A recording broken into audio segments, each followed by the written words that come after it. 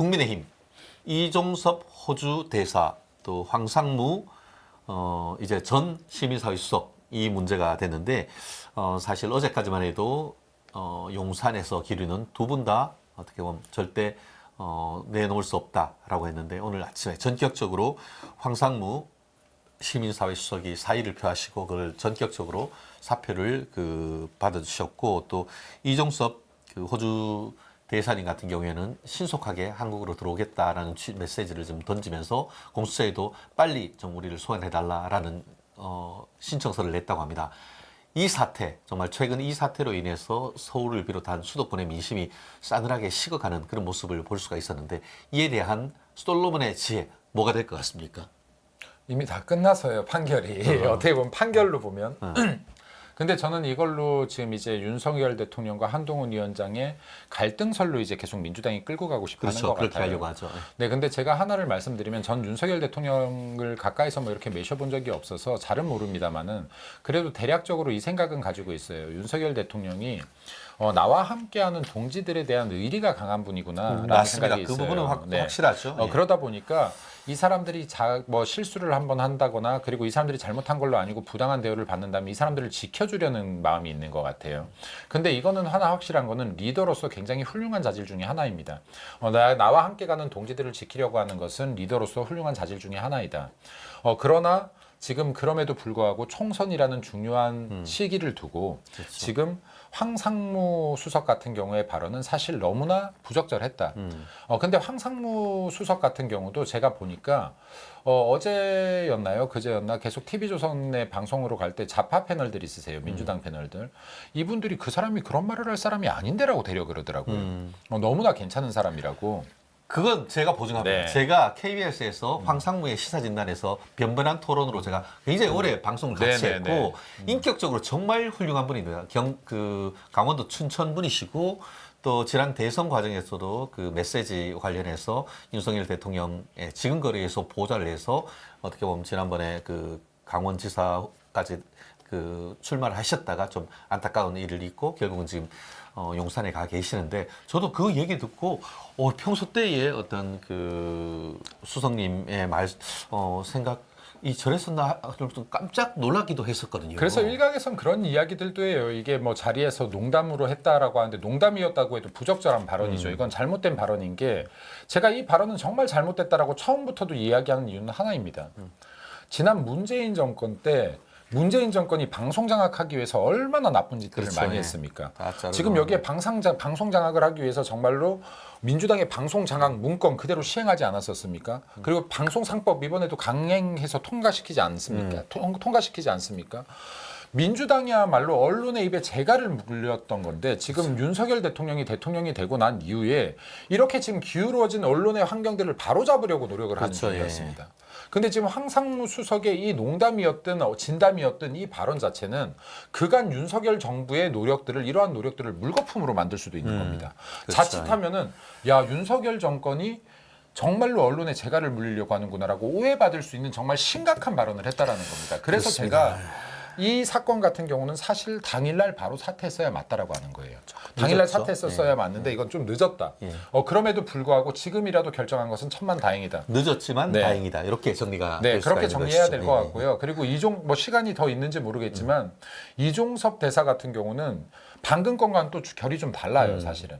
이거는 지금 공수처의 지지부진한 수사 과정도 있고 그리고 여기 같은 경우는 도망갈 수 있는 신분도 아니에요. 어딜 맞아요. 도망갑니까? 예. 이걸 지금 민주당은 도주 프레임을 짜고 싶은 건데 도주할 수 있는 신분도 아니고 그럴 수 있는 사람도 그렇게 아니에요. 생각하면은 이재명이 잡아 들어가야지. 그럼요. 이재명 출국 금지하고 이재명에 대해서 지금이라도 당장 구속영장 쳐야 되는 건 아니에요. 이종섭이 법리적으로 봤을 때 이거는 직권남용 권리행사방해죄가 될 수가 없는 거야. 결국 이것도 누가 고소를 했느냐, 고발을 했냐, 민주당이 고발을 했는 거예요. 그러니까 민주당이 만든 공수처가 덜컥 법무장 국방장관을 출국 금지를 했던 그런 사안 아니겠습니까, 사실. 그렇기 때문에 이 사안 같은 경우에는 적어도 법률적인 측면에서 봤을 때는 하자가 없어요. 다만 말씀드린 것처럼 이 사안은 이제는 단순한 법률 문제를 넘어서 정치적인 문제가 돼 있는 그런 부분이기 때문에 법적으로만 대응하면 국민의 눈높이에 맞기가 상당히 어려운 점이 있는 것이에요. 그렇다 보니까 용산 윤석열 대통령 법조인이기 때문에 누구보다 그런 부분을 잘 아실 거예요. 그래서 마치 지난번에 그 어떻게 보면은 할로윈 그런 그 사건에 있어서도 행안부 장관을 끝까지 어떻게 보면 문책하지 않으시고 결국은 탄핵까지 갔지만 전원일치로 지금 그 탄핵 기각시켜서 돌아오셨듯이 아마 그처럼 지금 거리에 있었던 어떤 그런 본인들의 장관에 대해서 어떻게 보면 보호하고 또 법적으로 좀 지켜주려고 하는 그런 모습을 충분히 저희가 이해를 합니다. 하지만 더 중요한 것은 윤석열 정부 자체의 성공 아니겠습니까? 그러기 위해서는 서울을 비롯한 수도권 민심을 잡아야 되는 그런 부분이 있기 때문에 이 사안에 있어서도 정말 용산에서 사실 저도 왜 안타깝지 않겠습니까? 저도 개인적으로 그 이정섭 장관님 저도 잘 알고 저도 관련되는 업무를 좀 했습니다만 이분과 관련해 가지고는 정말 참 사실 답을 내기가 참 쉽지는 않아요. 이 말씀을 좀 드리고 싶어요. 제가 마지막으로 말한다면 20여일 남았거든요. 이거는 법의 심판의 시간이 아니라 민심의 시간입니다. 그래서 아까 윤석열 대통령은 검사 출신이고 평생을 법조인으로 산 사람이잖아요. 법의 테두리에서 사신 분이에요. 그러면 이런 사건이 생길 때 내 부하를 지키고 싶고 그리고 법에 의해서 이 사람은 죄가 없어라고 생각하실 거예요. 그렇죠. 그럼 내 신념에 맞게끔 죄가 없는 사람을 왜 죄인으로 몰고 가라는 게 발동되실 가능성이 있습니다. 자, 근데 선거 20일뿐이 안 남았습니다. 여기 대통령 주변에서 보좌하시는 분들께서 정말로 이거 민심의 기준에서 계속해서 조언을 하셔야 됩니다. 만약에 이런 사건이 또 한 번 터지잖아요. 총선 집니다. 네, 그걸로 끝이에요. 네, 그러니까 이러한 부분들을 지금 법적으로 이 사람이 유죄냐 무죄냐 당연히 유죄 아닙니다. 이거는 저한테 왜 유죄가 아닌지 얘기하라면 지금 여기서도 얘기할 수 있어요. 당연히 유죄가 아닐 것인데 유무죄를 따지기 전에 국민들, 이거 우리 우파 국민들, 보수 지지 국민들 말고요. 여기 스윙보터층의 국민들이 어떻게 생각할 것이냐 하는 것에 더 초점을 맞추어야 우리가 총선에서 승리할 수 있고 총선에서 승리해야 윤석열 정권도 지킬 수 있고 윤석열 대통령도 지킬 수 있고 더 나아가서 대한민국의 민주주의도 지킬 수 있다는 말씀 마지막으로 드리고 싶습니다. 그렇습니다. 이어서 민주당 진명을 넘어서 찐명 방탄 공천 사태 국민이 심판해야 된다라고 생각을 합니다. 아시다시피 지금 나경원 우리 국민의힘 후보님하고 붙고 있는 유삼영 얘기부터 한번 해보고 싶은데요. 유상영이란 아저씨가 옛날에 이분이 이제 그 지난 윤석열 대통령이 오셔가지고 검수완박 이후에 국가수사본부 이렇게 한다고 하니까 이제 총경들 다 모으고 지가 대표가 돼가지고 어떻게 보면 경찰 쿠데타 일으키려고 했던 사람 아닙니까? 외면적으로 보면 그렇게 표현할 수도 있겠죠. 그렇게 하고는 지금 옷 벗고 바로 지금 동작을 민주당 예비후보로 지금 들어왔는데요. 이 사람이 무슨 서울에 산 적도 없는 걸로 알고 있어요. 태어난 건 울산인가 그렇고 어쨌든 부울경 지역에서 경찰 활동을 계속 해오다가 갑자기 뜬금없이 원래 이수진 잘랐지 않습니까? 이재명 하면서 뭐라고 했어요? 아유 동료 평가를 했더니만 빵점이에요, 빵점 하면서 그 이수진 동작을 우리 국회의원을 컷오프 시킨 다음에 거기에 추미애도 넣어보고 누구도 넣어봐도 이게 나경원 후보하고 안 되는 거야. 그러니까 고육지책으로 지금 유삼영 3대 빵인가? 유삼영이란 후보를 데리고 왔는데 이 작자가 뭐라고 했냐? 페이스북에다가 그 글을 올렸는데 그거를 또 이재명 대표가 자기 그 SNS에 인용했는데 뭐를 했냐? 동작을 선거는 신한일전이다. 대한민국은 자주 독립국이고 우리는 대한민국 국민이다. 이 사람은 조선 신민인 것 같아. 우리 자주 독립국이잖아요.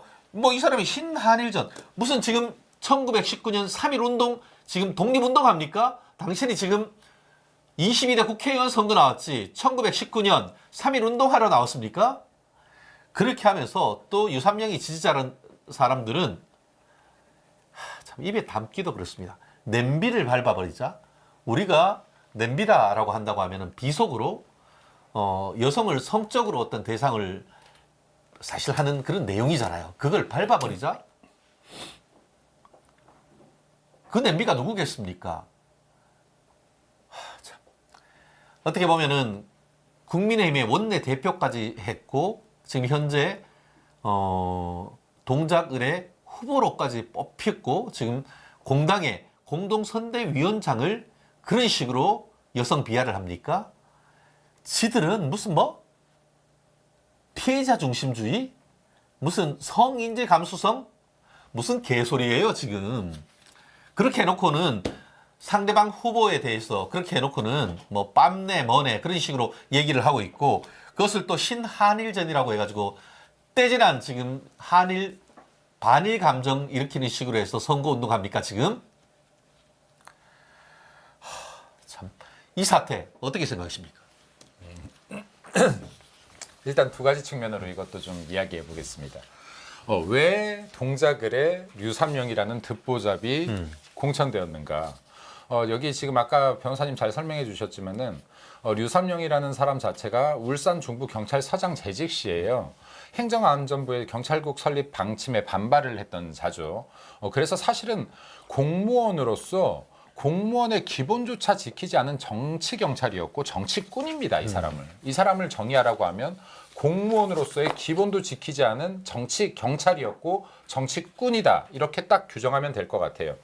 그리고 이러한 행위로 인해서 항명으로 인해서 직위 해제가 됐던 자이고요. 내란 혐의로 지금 현재 검찰과 국방부에 고발당한 상태에 있는 자입니다. 그렇죠. 네. 네. 그래서 지금 류삼영이라는 사람이 지금 이러한 사람이다라는 것부터 이제 시청자 여러분들께서 알고 시작하면 좋을 것 같아요. 그러면 민주당은 이 류삼영이라는 사람을 도대체 왜 후보로 이 자리에 앉혔는가? 아까 말씀하셨다시피 이 사람도 나경원 대표와 붙여보고 추미애도 나경원 전 대표와 붙여보고 여기를 붙이고 저기를 붙여도 안 되는 거예요. 추미애 그 지금 후보가 어떤 방송에 나와서 내가 붙였더니 나경원 대표한테 뭐 2자릿수로 이겼다는 소리가 있어요. 그런데 나를 더 센데 보내라고 뭐 어쩌고 이런 말도 안 되는 소리를 했습니다. 이거 제가 아무리 찾아봐도 이런 여론조사는 없습니다. 제가 봤을 때 그 네. 얘기는 당선 목적에 허위사실 유포로 허위사실 고소해야 유포로 되는 이거는 거예요. 걸어야 네, 될 것 같아요. 걸어야 될것 네, 같아요. 그래서 네. 이거 한번 확인해 보시고 이게 사실이 아니면 이거는 좀 걸어 주십시오. 네, 그래야 될 것 같아요. 네, 그리고 실제로 제가 알고 있는 조사에는 나경원 대표와 추미애 대표가 정말로 차이가 많이 났습니다. 이 여론조사에 있습니다. 네, 그럼 이 대표가 정말로 차이가 많이 났기 때문에 추미애가 감히 여기에 기웃될 생각도 못하고 도망간 거 아닙니까? 이거 런한 겁니다. 그냥 도망갔습니다. 네, 그러면 민주당 입장에서는 이곳에서는 어떤 누구랑 나경원 전 대표를 붙여도 싸움이 성립이 안 되겠구나라고 본 거예요. 그럼 어차피 버린 선거구인 겁니다. 민주당 입장에서. 그럼 어차피 버린 선거구인데 나경원이라는 상징적인 인물이 있는 지역군이 이 지역에 누구 하나 갖다 붙이면 분명히 이슈가 될 거거든요. 선거 국면에서. 그럼 어떤 이슈를 갖다 붙일까? 당선 목적이 아니라 이슈 화이팅의 목적을 둔 겁니다. 그러다 찾다 보니 류삼영이라고 해서 지금 현 정권에 반기를 들었던 사람이 그렇지. 있어요. 말도 안 되는. 얘 어차피 질 곳에 집어넣으면 이거 이슈 파이팅이 되겠구나라고 본 거예요. 이슈 파이팅 목적으로 는 후보입니다. 이 사람이. 그럼 얼마나 저급하냐. 지금 이게 국회의원 깜냥이 됩니까? 왜 깜냥이 안 되냐. 아까 말씀드렸다시피 공무원의 기본도 지키지 못했어요. 지금 내란죄로 여기 국방부와 검찰에서 고발당한 상태예요. 네, 근데 이 사람의 면면 자체도 대한민국의 국민을 대표할 수 있는 사람이 아니라는 걸 계속해서 보여주고 있습니다. 이 사람 지금 여기에 출마의 변에 뭐라고 하신 줄 아세요? 출마 이유가 뭐라고 하신 줄 아십니까? 뭐라고 했습니까? 최상병 사건 같은 경우를 네. 최일병이라고 했지 않나요? 아니요. 더 심각해요. 최상병 사건 같은 경우를 바로잡기 위해서 내가 출마를 해서 국회의원이 되어야겠다라고 했던 사람이 정작 본인의 페이스북에 최상병이 이름인 줄 안 거예요. 그렇지. 최상병 1병이라고 적었어요. 맞아. 최상병 일병이라고. 그러니까 네. 이름이 상병인 줄 안 그렇죠, 거예요. 예. 그럼 최상병 1병이라고 적었다가 누군가가 야 이름 틀렸다라고 네. 한 거죠. 그 직책 틀렸다. 거의 걔 1병 아니라 상병이라고 상병이다. 했나 봐요. 그때 상병이라고 또 적었어요. 그렇지. 그러니까 이 사람이 뭐 경찰들을 나왔네 뭐라고 하는데 약간 제정신이 아닌 것 같아요. 자, 제가 여기에서 여러분들께 사실은 이게 여러분들이 봐야 될 게 아니에요. 이거 민주당 지지자들이 봐야 돼요. 이런 내용을. 왜냐하면 제가 지금 고최상병 연결식에 제가 갔다 왔습니다. 가야 되는 필수 인원도 아닌데 갔다 왔어요. 저도 육군 장교 출신이기 때문에 마음 그렇죠. 아픈 사건이지 않습니까? ROTC. 예, 그럼 그때 당시에 우리 당의 지도부들이 정말 그 연결식을 가득 메웠습니다. 지도부뿐만이 아니라 당직자와 많은 당원들이 그 자리를 메웠어요. 그러면 진심으로 슬퍼하기 위해서 같이 슬퍼하고 부모님 위로하기 위해서 갔던 자리 아닙니까? 그렇죠. 그 영상 틀어보세요. 제 기억에 민주당 의원들 중에서요. 한 3분인가 4분 오셨어요. 그렇죠. 거의 안 왔던 것 같아요. 예, 그렇게 그 전까지 매스컴에서 최상병의 슬픔을 애도하고 어쩌고 저쩌고 떠들어만 대놓고 정작 연결식장에 와서 같이 슬퍼했던 사람 하나도 없습니다. 오로지 정치적 목적이에요. 지들이 맨날 특검만 하지. 네. 특검만. 근데 오로지 정치적 목적으로 이 사건을, 이 슬픈 사건을 이용하고 싶은 겁니다. 그렇죠. 그러면 지금 이 아까 이름 뭐였어요? 이 후보. 네, 이름도 기억하고 싶지가 않아서. 우리 유삼룡 3대 빵. 예. 유삼룡이라는 이 분도 마찬가지예요. 이 사람도 마찬가지인 게 어디에서 자기의 출마의 변에 지금 고최상병을 지금 이용을 합니까? 이거 지금 국민들이 힐난해야 되는 사건이에요. 내 출마의 변에 고최상병을 지금 이용한 다음에 정작 최상병의 이름조차도 모르고 있었다라는 거잖아요. 네, 이거를 지금 2번, 3번 오기를 했던 자입니다. 이런 사람이 무슨 그래요. 시작과 동시에 국민들께 거짓말로 시작했다. 내 출마의 변 자체가 거짓이었다라는 그렇죠. 것을 자기 스스로 밝힌 것이고, 그리고 방금 말씀하셨던 냄비 사건 같은 경우도 정말 이건 거의 저도 쌍욕이 나오려고 하는데요. 이 정신이 나가도 이 정도로 정신이 나가면 안 되는 거예요. 그리고 지금 민주당에서 이때까지 역사적으로 여성 혐오 발언이 얼마나 많았습니까? 그렇죠, 예. 권력형 성범죄가 얼마나 많았습니까? 지금 민주당이라는 곳이 자성이라는 기능이 탑재되어 있는 정당이고, 이 사람들이 자성이라는 기능이 뇌 속에 조금이라도 탑재되어 있다라고 하면 여성 비하 발언 근처도 안 가야 되는 겁니다. 근데 감히 냄비를 밟아요? 그러니까 이거 당신 집에 있는 냄비다 밟아. 이게 민주당 지지자분들 혹시 방송을 보시거나 주변에 있다라고 하면요, 정말 이거 대한민국 여성이라면 분노에 금치 않아야 되는 사건입니다. 그래서 이런 자들은 단지 낙선이 아니라요, 처참할 정도로 낙선시켜 주셔야 된다라고 봅니다. 그래서 제가 한마디로 정하겠습니다. 류삼령이잖아요. 당신은 30%도 못 받을 거야. 저는 그렇게 정리하고 싶습니다. 좋습니다. 네. 이어서 제가 아까 집에 써 있는 그 냄비를 밟아라는 게 뭐 다른 성적 비하가 아니고 당신 집에 있는 진짜 냄비 그거라도 한번 밟아 보라고. 그래놓고는 얘기가 뭐냐? 내가 한 거 아닌데. 정말. 정말. 아마 똑같은 생각일 겁니다. 그냥 민주당이라서가 아니라 슬퍼요. 그러니까 네. 이 정도 수준의 사람들이 대한민국을 대표하겠다는 자리에 공당의 대표로 나올 수 있는 이 대한민국의 현실이나 시스템이 슬픕니다. 진짜 이게 22대 국회를 마지막으로 이 진짜 공천 시스템 자체가 전반적으로 다 바뀌면 좋을 것 같아요. 좋습니다. 또 이어서 민주당의 또 하나의 문제되는 선거구 강북을 깔때기라고 하는 정봉주 전 의원 후보가 참 입에 담기 어려운, 물론 옛날에 그 성폭력 의혹도 있었고 물론 무죄는 받았다, 무혐의 받았다라고 합니다만 여러 가지 지금 설화로 지금 낙마한 다음에 금메달 떨어지고 나면 은메달 돼야 되고 해야 되는데 이게 박용진 후보 목메달이 되어버렸습니다. 예. 결국 또 여러 가지 해괴한 룰을 해가지고 경선을 붙였는데 조수진 노무현 재단 이사이자 변호사가 공천을 받았습니다. 근데 이거가 공천되고 하는 과정에서 좀 진귀한 해괴한 이재명과 조수진 후보의 반응이 지금 한간의 화제입니다. 첫 번째, 이재명이 뭐라고 했느냐? 이재명이 이번에 그 조수진 변호사가 이렇게 어떻게 보면 공천으로 이렇게 된 다음에 보통은 그 퍼센테이지를 알리질 않잖아요. 그런데 성남중원구, 자기의 어떻게 보면 정치적 고향이죠. 거기 가서 유세하는 도중에 모란시장 근처였던 것 같은데 거기서 취재자한테 뭐라고 했느냐? 그 강북을 결과 궁금하지 않아요? 그래서 궁금합니다. 이렇게 하니까 조수진 후보가 훨씬 많이 이겼다라고 하니까 막 환호를 했어. 그러니까 환호? 진 사람도 있는데 하면서 기득기득 했단 말이에요. 거기까지만 해도 참 이게 아마 떨어진 박용진 후보로서는 좀 피가 거꾸로 꽂을 텐데 뭐라고 했냐 하면은 휴대폰을 쓱 꺼내더니만 워낙 관심이 있어서 그렇다고 하면서 거기서 깠어요. 그래서 그 강북 권리당원이 조수진이 약 54%, 박용진이 한 46%, 전국 권리당원이 박용진이 23%, 조수진이 76%. 그래서 감산 안 해도 7대6. 또 감산하면은 사실상 2대8로 압도적인 차이로 조수진이 이겼다. 이렇게 하면서 낄낄댔다는 거예요.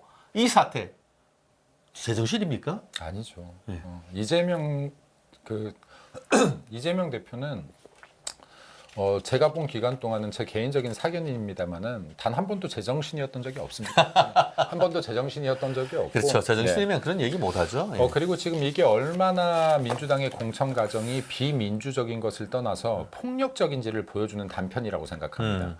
이거는 그냥 폭력적이다라는 말 외에는 정말 뭐 해석할 수 있는 방법이 없는 것 같아요. 예를 들어서 지금 박용진이라는 그 후보가요. 박용진이라는 사람이 여러분들이 잘 아실지 모르겠지만은 지난 총선에서 서울 지역에서 가장 높은 득표율을 했던 사람입니다. 65% 득표를 맞아요. 했던 사람이에요. 그리고 진짜로 의정 활동을 열심히 하고 신사적으로 의정 활동을 했다라는 사람들에게 주어지는 상이 있습니다. 근데 이 상도 그냥 아무나 주는 게 아니에요. 현직 의원들과 국회 출입 기자들의 설문을 받아서 주어지는 상입니다. 근데 이 상을 3년 연속 받았던 사람이기도 해요. 근데 이런 사람이 어떻게 의정 평가를 10% 받을 수 있느냐? 하위 10%를 받을 수 있느냐부터 사실은 비민주적이라는 게 나오죠. 이재명 대표 입맛에 따라서 하위 평가를 결정했다는 소리입니다. 이거는 뭐 다들 아시겠지만 정말 기준이라는 게 있었다면 하위 평가 10%에 들어갔어야 될 명확한 사람은 사실 이재명이죠. 이재명이죠. 네. 이재명이 다 네. 했죠. 근데 의정 활동을 잘했다라고 해서 3년 연속 상을 받았던 사람이 의정 활동 10%가 나옵니다. 여기서부터가 일단 비민주적인 공천의 시작이었다라고 보시면 되고, 그리고 정봉주에게 정말 말도 안 되는 감점으로 근소한 차이로 졌다라고 하더라도 정봉주가 막말 논란으로 사퇴하고 났더니 이재명 대표가 했던 말이 있어요. 어떠한 경우에도 우승자의 문제가 있어서 우승 트로피가 뺏겼다고 차점자에게 그 트로피가 가지 않는다라고 했어요. 올림픽에서요. 금메달이 약물 복용했으면요. 은메달이 금메달 되는 겁니다. 그리고 네. 우리가 그 예전에 보면은 미스 코리아도 진선미에서 진이 문제가 있으면 선미가 다 올라가는. 네, 올라가는 거예요. 이게 통상이에요. 예. 그리고 이게 통상이라는 걸 민주당은 모르냐 알아요. 그 전에 순천에서 차점자가 우승자로 바뀌었잖아요. 네. 그럼 방금 전에 자기네들이 차점자를 우승자로 올려놓고 이번에 차점자가 생기는데 이 차점자는 마음에 안 들어. 그러니까 이런 거는 원칙이 아니다라고 하면서 다시 경선을 붙인 겁니다. 자, 이 과정에서 조수진이라는 자가 등장을 하는 거예요. 조수진이라는 자가. 그럼 여기 왜 등장했느냐, 조수진이라는 자는. 그럼 이거 조금 이따 얘기할게요. 요거 관련 네. 조수진이 또 네. 그 얘기하기 전에 조수진은 변호사예요. 네. 근데 그 노무현 재단 이사였다고 합니다. 지금도 이사인 것 같은데 이자도 참 좀 이자라고 할 수밖에 없는데 오늘 한 언론에 그 유시민 노무현 재단 이사장이었고 이 조수진이 또 이사였는데 유시민이 자기한테 그 얘기했대요. 조변은 길에서 배지 주웠네. 그러니까 뭐 갑자기 그냥 아무것도 안 했는데 뭐 하다가 그냥 갑자기 공천 경선 붙여주고 거기서 해가지고 공천 받았으니까 길바닥에 주었다라는 그런 얘기인데 참 그거 공천장 달라고 큰 난리치고 지금 도대체 이 박용진 의원은 무슨 죄가 있어가지고 그 경선을 몇 번 합니까? 한 번 할 때마다 수천만 원씩 깨질 거예요. 골병이 제대로 들었을 건데 그러면서 이 그 조수진이 자기가 그 공천장을 받게 된 다음에 뭐라고 언론에 또 얘기했냐면은 박용진 의원이 바보같이 경선에 응원하겠다라고 한 것에 대해서 이왕 바보가 되실 거면 입법 권력을 절대 넘겨주면 안 된다 하는 더 큰 대의를 보시고 본인이 미랄이 돼서 썩어 없어지는 생각으로 헌신하셨으면 좋겠다라고 자기 입으로 얘기를 했어요. 아니 백이종군은 자기가 하는 그 떨어진 사람이 정말 피눈물을 흘리면서 이순신 장군처럼 백이종군을 하는 것이지 개선 장군인 지가 야 와서 야 그냥 미랄 되는 것 정도가 아니고 썩어 문드러져 이런 얘기를 할 수 있는 이게 정상적인 멘탈입니까? 어떻게 생각하십니까? 인성이 잘못됐죠. 위로가 먼저였어야죠. 네. 근데 그리고 감히 자기가 여기에 그 재선 의원한테 지금 이제 후보 갔단 사람이 할 수 있는 예의도 인성도 아니었던 겁니다. 그래놓고 네. 자기들은 뭐라고 하는 거 아세요? 사람이 먼저다. 그러니까 이 정신당 네. 제가 아까도 얘기했지만 정상인 구간을 보지 못했다라고 말씀드리는데 근데 이거를 여러분들께서 기억하시면 좋을 것 같아요. 박용진 의원은 왜 바보같이 또 경선에 참여했느냐. 정말 만에 하나 모를 1%의 가능성을 보고 참여했느냐. 저는 아니라고 봅니다. 박용진 의원은 어차피 지금 여기에 비명이라는 이유로 학살을 당했어요. 네, 그렇기 때문에 지금 이분은 자기만의 정치 서사시를 만들어가고 있는 중입니다. 그럼 나는 어차피 탄압받았고 박해받고 있어. 불공정한 걸 당하고 있어. 이거 알 사람들은 알아줄 것이다. 그리고 권력이 영원하지가 않아요. 지금 친명, 찐명들이 잡고 있지만 이게 5년, 10년 간다는 보장이 없습니다. 민주당의 주류 세력이 바뀌는 순간 가장 먼저 뜰 사람은 제가 볼 때 박용진 의원이 될 것이다. 그렇죠. 네. 그리고 박용진 의원이 지금 이번에 말도 안 되는 전국 당원 투표를 했는데 아까 23%를 받았다고요? 적게 받은 거 아닙니다. 왜냐하면 조수준이 73%를 받은 게 아니에요. 정확하게. 저건 이재명이 73%를 받은 걸로 봐야 됩니다. 그렇죠. 자, 그러면 전국 당원 조사를 했는데 이재명이 아바타인 거지. 그렇죠. 예. 그러면 지금 당원 투표에 적극적으로 뛰어들었을 사람들이 지금 그 개딸이라고 하는 적극 지지층들 아니겠습니까? 그러면 이 사이에서 23%를 전국에서 득했다라고 하는 것은 이 사람이 향후 이 사람 지금 대선 후보도 나온 적이 있어요. 대선 후보 맞아요. 경선까지 나온 적이 있어요. 민주당에서. 향후에 이 민주당의 주류 세력이 바뀔 때 이 사람이 중심으로 부각될 것이다.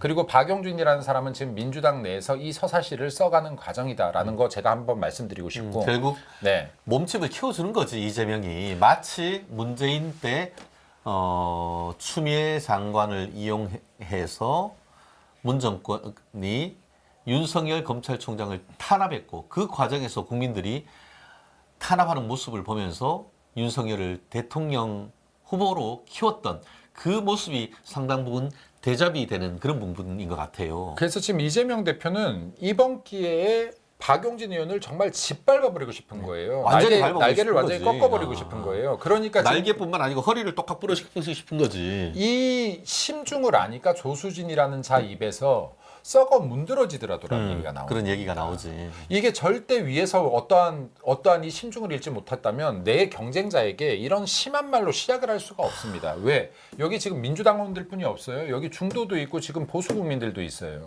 자기가 네. 아무런 노력을 안 하고 그냥 길거리 가다가 죽었다. 그 말이 맞지 사실. 근데 그거를 대놓고 그렇게 얘기한다는 거 사실 자체가 인생에 문제가 있는 거지.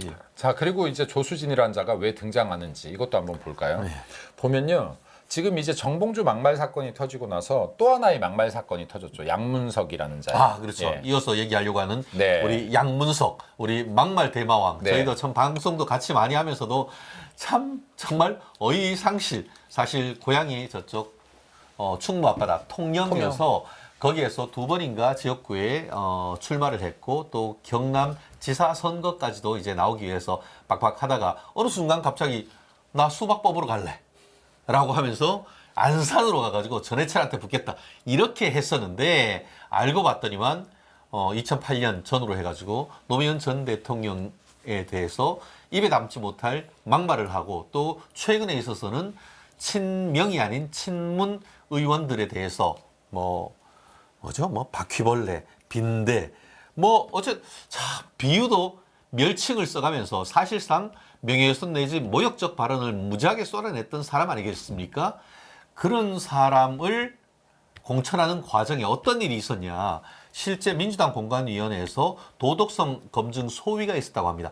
거기에서 검증을 해봤더니만 이거 안 되겠네. 방송에서도 이게 문제가 있었고 실제로 이제 수박 뽑으러 가네. 수박을 깨부수네. 대가리가 어쩌고 하면서 해서 당원권 정지도 3개월 됐고 이 사람 본선 갔다가 큰일 나겠다 하면서 윤리 점수 빵점을 줬던 거예요. 그런데 그게 공관위에 갔더니만 그게 그냥 공관위원장이 이명백이 양문석 전해철 그냥 경선하시죠 밀어붙였다는 거예요. 잘 기억하시죠? 민주당의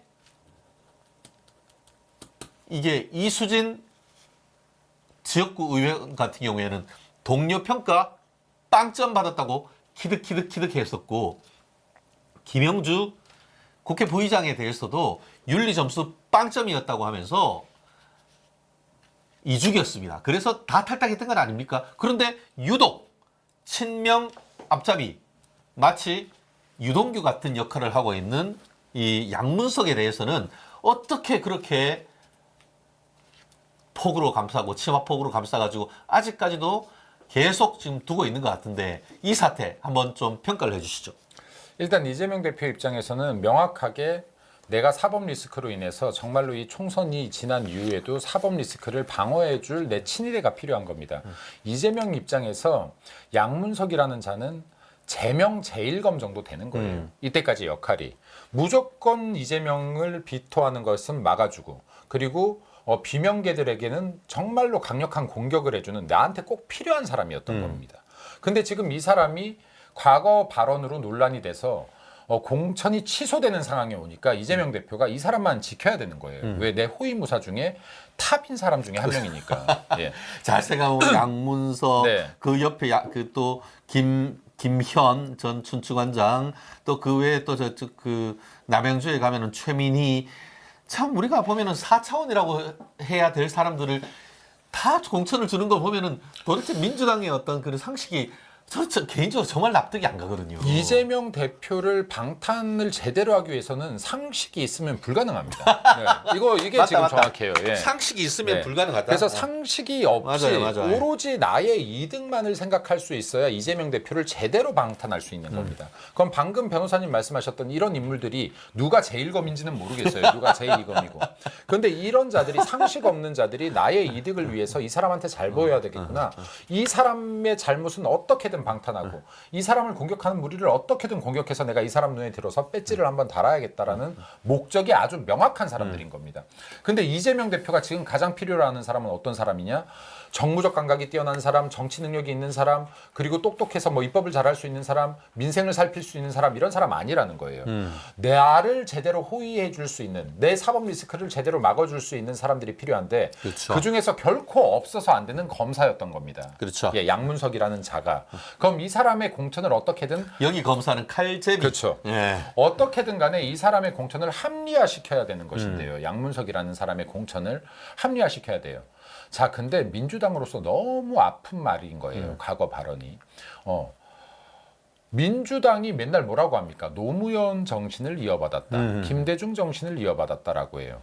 그리고 지금 민주당에서 고 노무현 대통령 이름팔이로 먹고 산 사람이 얼마나 많습니까? 그렇죠. 예, 고 노무현 대통령 이름 팔아서 노무현 대통령을 평상시에 위했던 척 막상 그때 당시에 다 탄핵표 던져놓고 근데 이런 사람들이 이제는 노무현 대통령을 정말로 저질스럽게 입에 담지 못할 정도로 욕을 했는데도 아유 그 정도 욕은 할 수 있어 정치인끼리 표현의 자유라고 하고 있는 겁니다.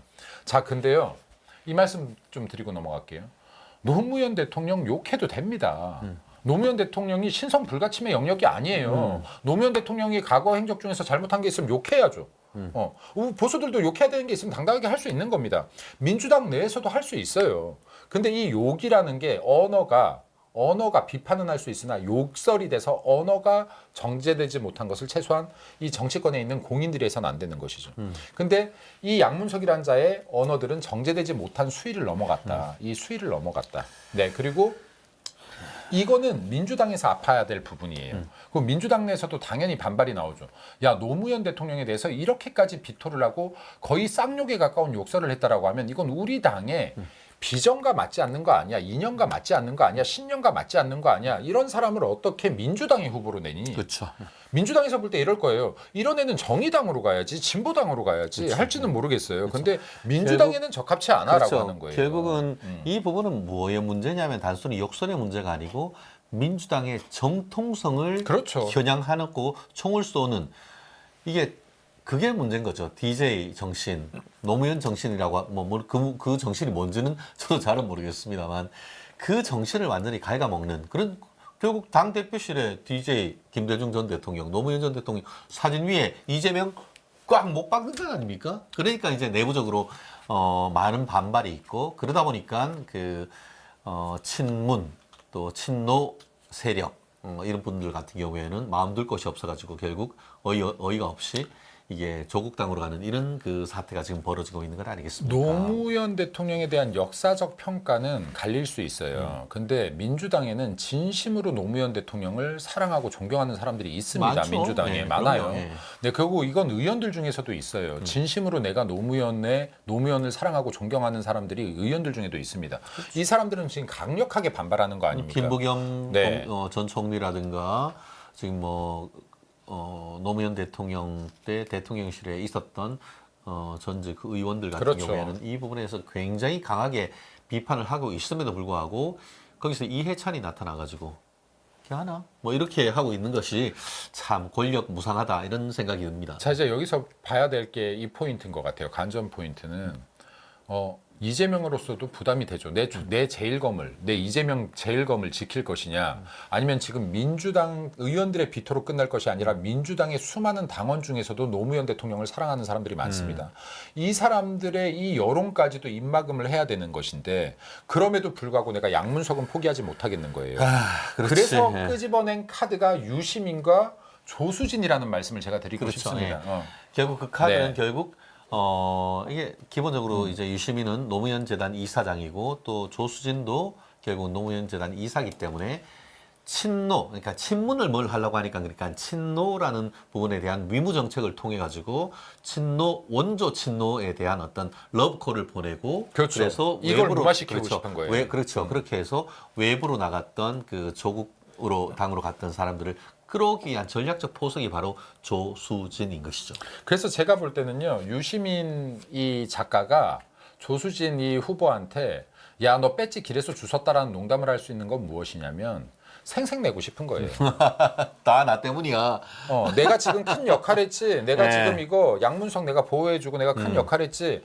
죽은 노무현 대통령 말고 살아있는 당대표한테나 잘해라고 잘해라, 내가 그렇죠. 한마디 떠들어줬잖아. 그래. 그러니까 너 해서 그렇게 해서 사실상 공천받은 거 아니냐라는 그 얘기인 것이죠. 생색내고 싶은 거예요. 생색내고 싶은 거지. 너 나 때문에 배지 단 거 잊지 말라는 결국 얘기하고 이거는 싶은 겁니다. 친문과 친노 갈라치기라고도 볼 수가 있어요. 그럼요. 예. 그렇기 때문에 이재명이 참 정치적인 감각은 있는 건데 그게 있는 사람들의 어떤 기본적인 인성이라든가 말하는 태도 딱 이재명하고 똑같은 그런 것 같아요. 그래서 이 부분은 결론을 한마디로 한 줄로 요약을 한다라고 하면요.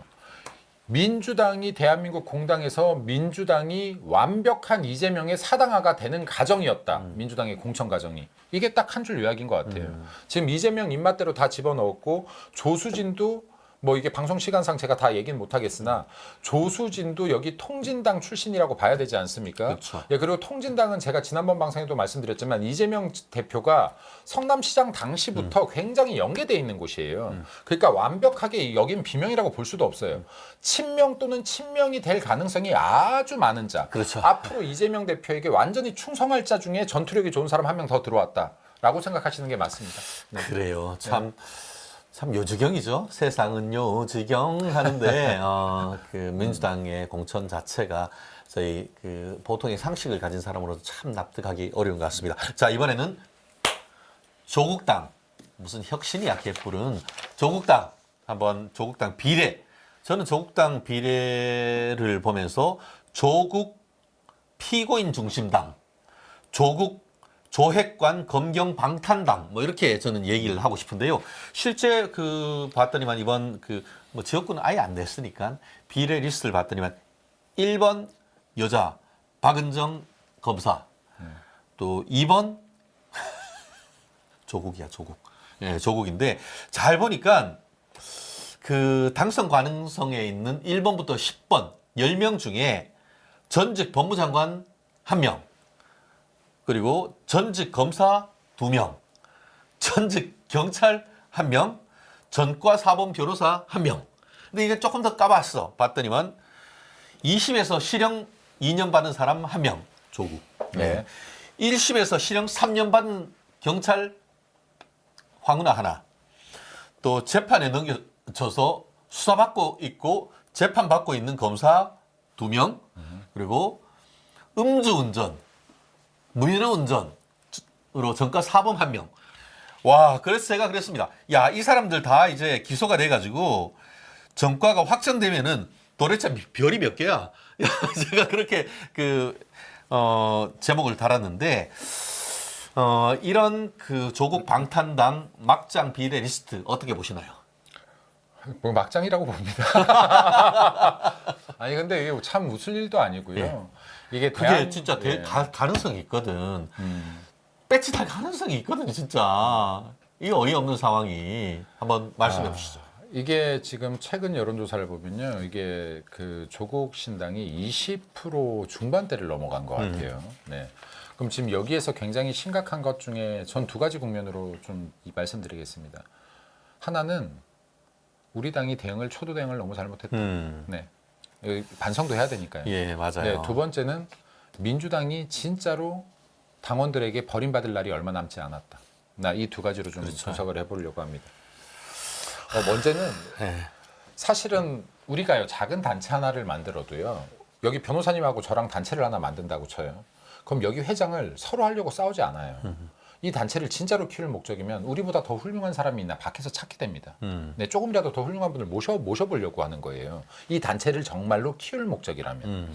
근데 조국은요 당당하게 재심해서 지금 실형을 받은 자기를 자기가 내세워서 그렇지. 이름까지도 조국 신당 딱 이렇게.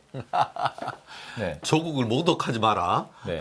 나 참 진짜 제가 조국이라는 단어를 너무 사랑하는 단어인데 쓰지를 네, 못하겠어요. 네, 이 양반 때문에. 맞아요. 그런데 이 조국이라는 사람이 자기의 범죄 행위에 대해서 반성도 없거니와 이거는 지금 신당 이름에 조국이라는 이름을 걸 정도로 뻔뻔함이 그게 잘한 사람이다. 네. 이 사람은 끝판왕이다라고 봐야 되는 거예요.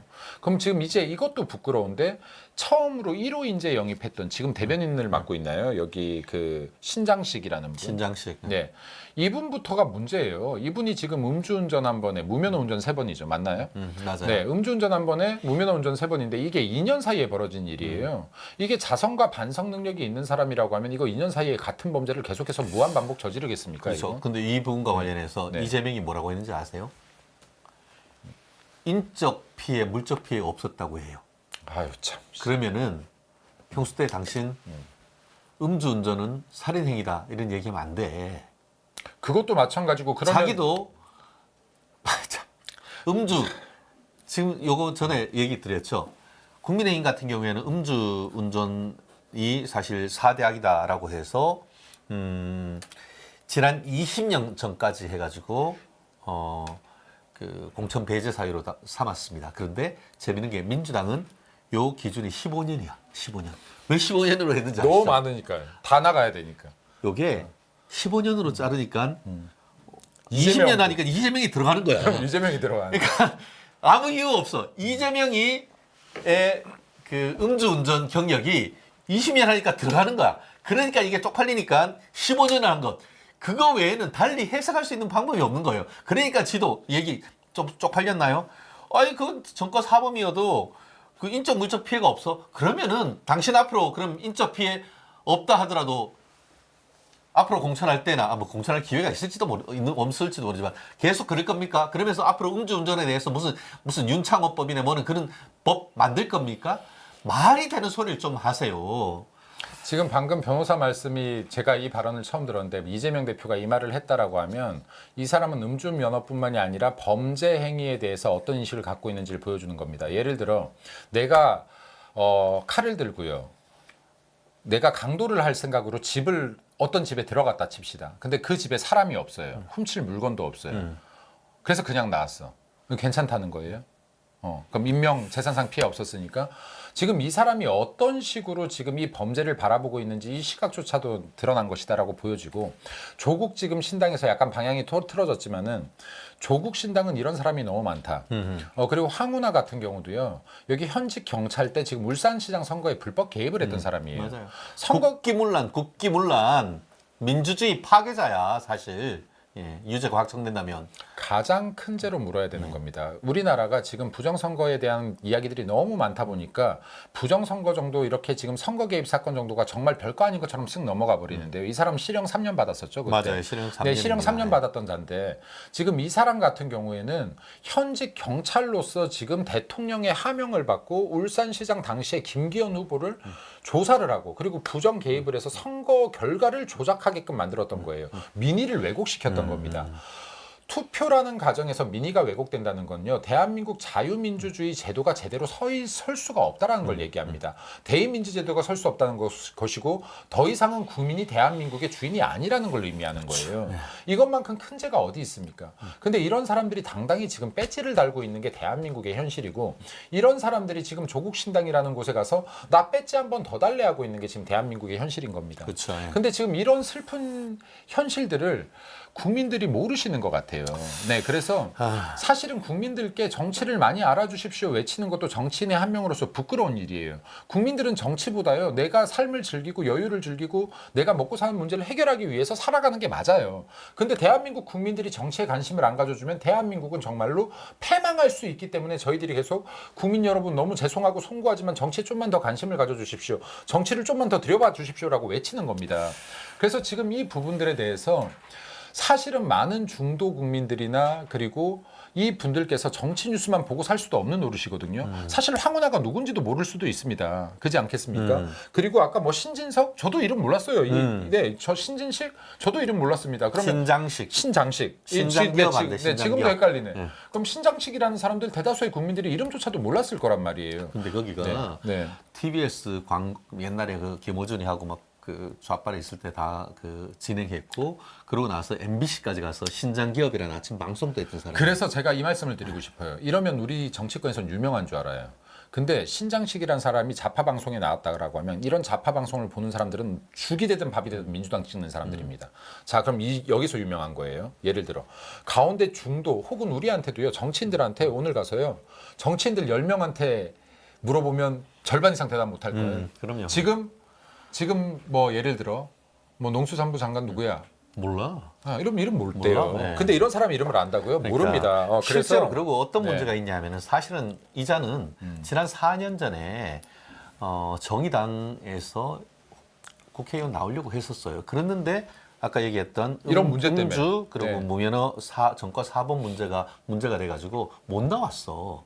결국 정상적인 정의당을 정상적이라 그래도 뭐 제도권 정당이니까 정의당에서조차도 자격이 안 되는 자를 것이고 만약에 이재명이가 이런 그 준연동형 비례로 해서 지금 조국이 당을 만들지 않았다고 하면은 리스트에 올리지도 못할 잘한 거예요. 그럼에도 불구하고 이재명이란 작자가 준연동형 비례라고 해서 이런 범죄자들을 준동하게 만든 원죄가 있는 거예요. 그리고 그것을 빌미로 해서 이제 지금 그 조국이 지금 이런 어이없는 당을 만들어서 거기에 태운 리스트를 봐도 아까 얘기한 것처럼 지금 받고 있는 죄 3년, 뭐 실형 3년, 2년 또 그리고 뭐 차기군이건 아니면은 뭐 임은정이건 이런 사람들이 그 실형 선고나 아니면 유죄를 판결을 받아서 확정이 되면은 여기 전과 4범에 다 하면은 야 이거 도대체 전과 10범이 될 수도 있는 그런 상황이란 말이에요. 이런 정당이 어디 있어요? 그리고 조국이가 맨날 얘기해